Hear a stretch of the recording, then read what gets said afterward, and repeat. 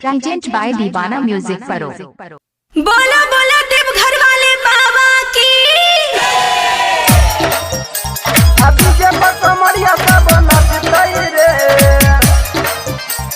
अभी जे कमरिया सब नचतई रे। सिंगिंग बाय किशोर परदेश। अखिल मुझे नशा सब लगतई रे, अभी जे कमरिया सब नचतई रे। प्रेजेंट बाय दीवाना म्यूजिक परो।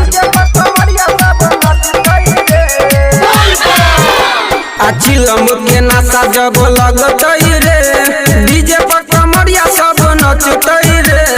चिलम के नशा जब लगतई रे, डीजे पर कमरिया सब नचतई रे।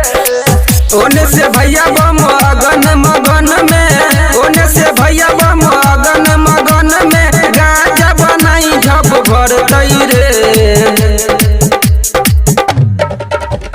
चिलम के नशा जब लगतई रे, डीजे पर कमरिया सब नचतई रे।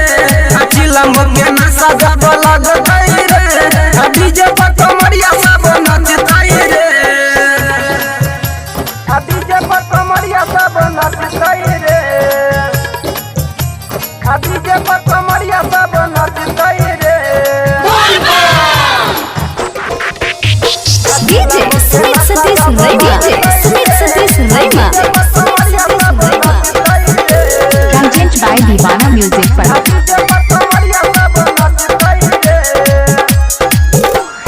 बड़ा दूर छिए भोले बाबा के नगरिया, ढाल देते जल बम होते भोररिया।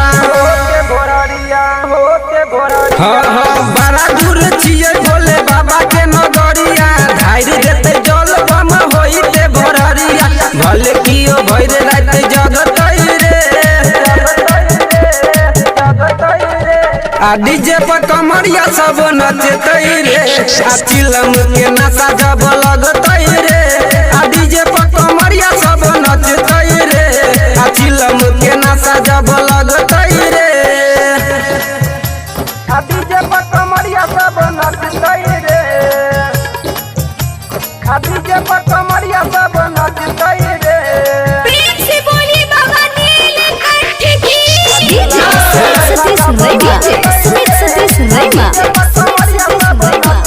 अभी आप सुन रहे हैं दीवाना म्यूजिक परो की शानदार प्रस्तुति।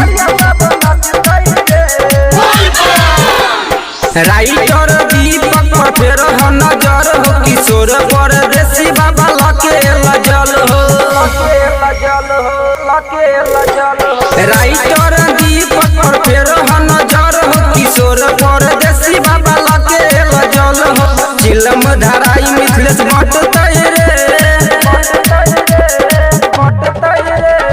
पिकअप पर बम सब नचतई रे।